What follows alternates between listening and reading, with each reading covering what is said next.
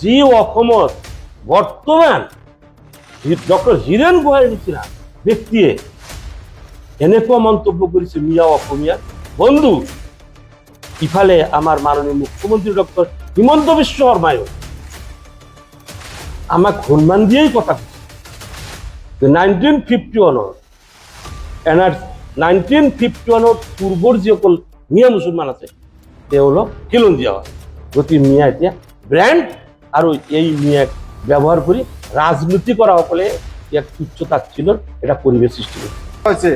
য'তেই মিয়া তাতেই অসমীয়া, আৰু য'তেই অসমীয়া তাতেই মিয়া, আৰু মিয়া আৰু অসমীয়া বন্ধু মানে এটা পইচাৰ ইপিঠি সিপিঠি। অসমীয়া মিয়াৰ বন্ধু, মিয়া অসমীয়াৰ বন্ধু, এইটো এৰাব খুজিলেও এৰি নপৰে, আৰু কাটিব খুজিলেও কাটা নাযায়। যোৱাকালিলৈকে যেন তেওঁলোক বেংগলী আছিল, আৰু আজি এই দাবীটো মানি ল'লেই তেওঁলোক অসমীয়া হৈ পৰিব। তাৰমানে এই গোটেই কথাখিনি স্ববিৰোধী। কাৰণ এটা জাতীয় পৰিচয় যোৱাকালিৰ পৰা আৰম্ভ হোৱা পৰিচয় নহয়, এইটো আজি অসমত অসমীয়াৰ পৰিচয়টো প্ৰায় কেইবা শতাধিক বছৰ আগৰ পৰা মানে প্ৰথমে মই MC হাজৰিকা, প্ৰতিষ্ঠাপক সভাপতি অসমীয়া পৰিষদ, আৰু মোৰ খুৱে বাৱে মোৰ সতীৰ্থ দুজন আছে। এই কথাটো আচলতে নতুন নহয়। লোক গণনা, জাতি গণনা, ভাষা, এইবোৰ গণনাৰ সময়তেই বিশেষকে তথাকথিত সংখ্যালঘু বা অসমৰ স্বাৰ্থ বিৰোধী সময়ে সময়ে অসমীয়া জাতিৰ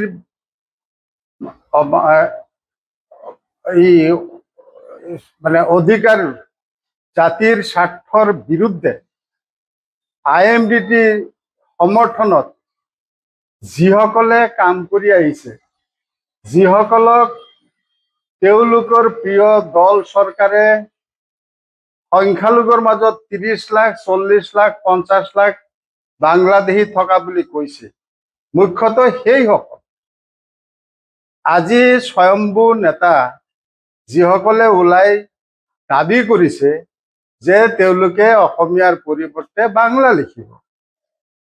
নিজৰ ভাষাটো যি থাকে তাকেইহে লিখাৰ নিয়ম, এইটো দাবী কৰা বস্তু নহয়। গতিকে প্ৰথম নিজৰ মাতৃভাষাটো মানে অসমীয়াৰ পৰিৱৰ্তে বাংলা লিখাৰ যি প্ৰৱণতা, এইটো এটা চূড়ান্ত প্ৰতাৰণা, এইটো এটা মানে জাতিৰ প্ৰতি খোজা গাদ্দাৰী, আৰু এওঁলোকৰ এইটোৱেই উদ্দেশ্য। তেওঁলোকে কি কাক সুধিছে, কোনে তেওঁলোকক ক'ব যে তোমালোকে অসমীয়া নিলিখি বাংলা লিখা, এই পাৰমিশ্যন কোনে দিব? কিন্তু কোনেও কাকো পাৰমিশ্যন দিয়াৰ কথা নহয়। আৰু এই স্বয়ম্ভু নেতাসকলে বাৰে বাৰে তেওঁলোকে বেংগলীৰ পোষকতা কৰি যি লেংগুৱেজত, যি ভাষাত কথাবিলাক কৈছে, সেই ভাষাটোৱে হৈছে অসমীয়া। গতিকে তেওঁলোকৰ মুখত, তেওঁলোকৰ টিউনত অসমীয়া ভাষা লাগি আছে, কিন্তু তেওঁলোক প্ৰতাৰক হিচাপে নিজকে জাহিৰ কৰি বাংলাৰ কথা কৈ আছে। গতিকে এনে অৱস্থাত তেওঁলোক যে মানে আত্মঘাতী, আৰু তেওঁলোকে কিয় কৈছে, শেহতীয়াকে তেওঁলোকৰ স্বয়ম্ভু নেতাৰ পৰা এইটো ওলাই পৰিছে যে আজি হেনো তেওঁলোকক 6 নম্বৰ দফা খিলঞ্জীয়া ষ্টেটাছটো যদি দি দিয়া হয়, তেওঁলোকে আৰু বাংলা নিলিখে, বাংলাৰ দাবী নকৰে। গতিকে দেখা যায় ইয়াৰ পৰা স্পষ্ট ওলাই পৰিছে যে তেওঁলোকে জানে যে তেওঁলোক সংখ্যালঘু 30, 40, 50 লাখ মানে বাংলাদেশীৰ কোটাৰ ভিতৰৰ পৰা অহা মানুহ, আৰু সেইকাৰণে তেওঁলোকে নিজক মানে বচাবৰ কাৰণে, নিজৰ স্কিনটো বচাবৰ কাৰণে আজি অসমীয়াৰ পৰিৱৰ্তে বাংলাৰ দাবীটো উত্থাপন কৰিছে। এই কথাটো তেওঁলোকৰ বক্তব্যৰ পৰাই প্ৰমাণ হৈছে। গতিকে আমি স্পষ্ট আমি স্পষ্ট এই কথাটো ক'ব বিচাৰিছো, এই স্বয়ম্ভু নেতাসকলক লগে লগে অসমৰ গোটেই অসমীয়া জাতি জনগোষ্ঠী আৰু আমাৰ মিয়াসকলক জ্ঞাতাৰ্থে ক'ব বিচাৰিছো যে এনে ধৰণৰ প্ৰতাৰকৰ কথা গুৰুত্ব দিব নালাগে। আমি আজি কেইবা শতাধিক বছৰ আগৰ পৰাই মিয়াসকলে যেতিয়া অসমীয়া ভাষা সংস্কৃতিৰ অংকুৰণ বিকাশ প্ৰক্ৰিয়া আৰম্ভ হৈছে, তেতিয়াই মিয়াসকলে ইয়াৰ বিকাশৰ বাবে, এই ভাষাৰ সম্প্ৰসাৰণৰ বাবে, ব্যাপকতাৰ বাবে সকলো ধৰণৰ অৱদান ৰাখি আহিছে, ত্যাগ কৰি আহিছে, শ্বহীদ হৈ আহিছে। গতিকে তেওঁলোকৰ অৱদান এৰি নাযায়, এইটো একেবাৰে ধ্ৰুৱ সত্য।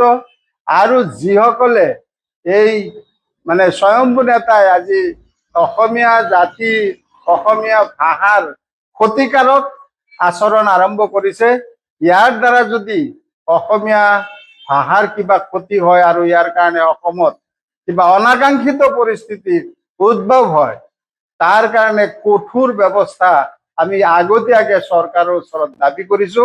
তেওঁলোকক যাতে গ্ৰেপ্তাৰ কৰি হলেও নিয়ন্ত্ৰণ কৰে, অসমীয়া জাতিয়ে যাতে কোনো ধৰণৰ মানে অসুবিধা পাব নালাগে। অৰ্থমন্ত্ৰী কথাটা হচ্ছে কি, আমাৰ কিছুদিন ধৰে আমাৰ কিছুমান জেলাৰ পৰা কিছু মানে স্বঘোষিত নেতা, স্বয়ম্ভু নেতা, যাৰ পূৰ্বপুৰুষে, যিসকলৰ পূর্বপুরুষে এই অসমীয়া ভাষা ইয়ার জাতি সংস্কৃতির প্রতি যথেষ্ট অবদান রাখে, আজি অসমীয়া ভাষা ইয়ার সংস্কৃতি অধিক শক্তিশালী কৰি আহিছে।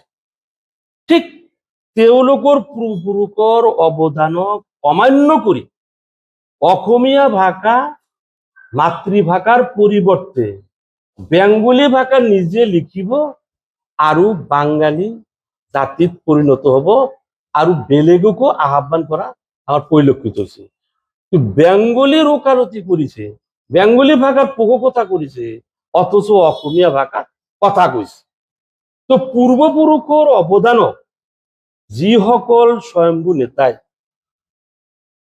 বিশ্বাসত নলয়, অমান্য কৰে, তেওঁলোকৰ নিচিনা ডাঙৰ বেইমান ক'ত হ'ব? তেওঁলোকৰ নিচিনা। আৰু তেওঁলোকৰ কথাত কোনেও যে বেঙ্গলি নিজৰ মাতৃভাষা নিলিখে আৰু বেঙ্গলি বুলি নিজৰ জাতি পৰিচয় নিদিয়ে, এয়াও নিশ্চিত। গতিকে এওঁলোক হল চৰম প্ৰতাৰক। মই ক'ব বিচাৰিছো, যি অসমত বৰ্তমান ডক্টৰ হীৰেন গোহাঁইৰ নিচিনা ব্যক্তিয়ে এনেকুৱা মন্তব্য কৰিছে মিয়া অসমীয়াৰ বন্ধু, ইফালে আমাৰ মাননীয় মুখ্যমন্ত্ৰী ডক্টৰ হিমন্ত বিশ্ব শৰ্মায়ও আমাক সন্মান দিয়েই কথা কৈছে। 1951 পূৰ্বৰ যিসকল মিয়া মুছলমান আছে তেওঁলোক খিলঞ্জীয়া হয়। এতিয়া আমাৰ এটা ট্ৰেন্ড ষ্টাৰ্ট হৈছে, য'ত doctor Hiren Gohain, doctor Nagen Saikia sir, doctor আমাৰ বসন্ত কুমাৰ গোস্বামী স্যাৰেও সিদিনা বহুত গুৰুত্বপূৰ্ণ কথা কৈ আহিছে, মন্তব্য কৰিছে আমাৰ পক্ষে। ইফালে আমাৰ মাননীয় মুখ্যমন্ত্ৰীও মন্তব্য, ইভেন সিদিনা বিধানসভাৰ মধ্যে দেখছো আজি চৰ্চাপুৰি মুসলমানক মাটিৰ পাট্টা দিয়াৰও 1971 আগৰ ইয়াত আছে, তেওঁলোকক মাটিৰ পাট্টা দিয়াৰ বিহিত ব্যৱস্থা প্ৰক্ৰিয়া আৰম্ভ কৰিছে। তেনে ক্ষেত্ৰত আজি যিসকল এই স্বয়ম্ভু নেতা, এই নেতাসকলক কাৰ্যকলাপক আমি অসমীয়া পৰিৱৰ্তে আমি তেওঁলোকক ধিক্কাৰ জনাইছো আৰু তীব্ৰ ভাষাৰে গৰিহণা দিছো। লগতে মই এই কথাটো ক'ব বিচাৰিছো, আমি প্ৰায় ৩৫ বছৰ ধৰি অসমৰ এই ইমূৰৰ পৰা হিমলৈ বৰেণ্য ব্যক্তিসকলক লৈ সাহিত্য সভাৰ সভাপতি, বিভিন্ন জাতীয় সংগঠনৰ নেতৃবৃন্দক আমন্ত্রিত অতিথি, মুখ্য অতিথি হিসাবে রাখি আমি সভা সমিতি, অভিবর্তন আলোচনা চক্র, চিন্তন বৈঠক অনুষ্ঠিত করি। আমি 2011 ইভেন মেঘালয়ের তদানীন্তন রাজ্যপাল রঞ্জিত শেখর স্যারক মুখ্য অতিথি করি তাতেও আমার সিদ্ধান্ত আছে যে এই অসমত এই মানুহখিনিক জনগোষ্ঠীয় পরিচয় ইয়ার একটা সাংস্কৃতিক একক পরিচয় হিসাবে মিয়া জনগোষ্ঠী হিসাবে আমার চূড়ান্ত সিদ্ধান্ত লোৱাই আছে, যার কারণে আজি আকাশে বাতাহে গাঁয়ে ভুঁয়ে শহরে বন্দরে ইভেন বিধানসভার মজিয়াত ইভেন রাষ্ট্রীয় পর্যায়ের নিউজ চ্যানেলতো মিয়া শব্দটো আহি আছে। গতিকে মিয়া এতিয়া ব্ৰেণ্ড আৰু এই মিয়াক ব্যৱহাৰ কৰি ৰাজনীতি কৰা সকলে ইয়াক তুচ্ছ তাচ্ছিল্যৰ এটা পৰিৱেশ সৃষ্টি কৰিছে। গতিকে মই এই আপোনালোকৰ আজিৰ এই মাধ্যমৰ জৰিয়তে যিসকল প্ৰাক স্বাধীনতাৰ উত্তৰ পূব অসমীয়া মিয়া তেওঁলোকক মুখ্যমন্ত্ৰী কোৱাৰ দৰে তেওঁলোকক খিলঞ্জীয়া বুলি গ্ৰহণ কৰি আৰু জনগোষ্ঠীয় পৰিচয় মিয়া জনগোষ্ঠী হিচাপে প্ৰতিষ্ঠা কৰাৰ এটা সুযোগ সুবিধা কৰি দিবলৈ আমি আজি অসমৰ জাতি প্ৰেমী ভাষা প্ৰেমী সকলো বৰণ্য ব্যক্তিলৈ ইভেন চৰকাৰলৈ আহ্বান ৰাখি আপোনালোকক ধন্যবাদ।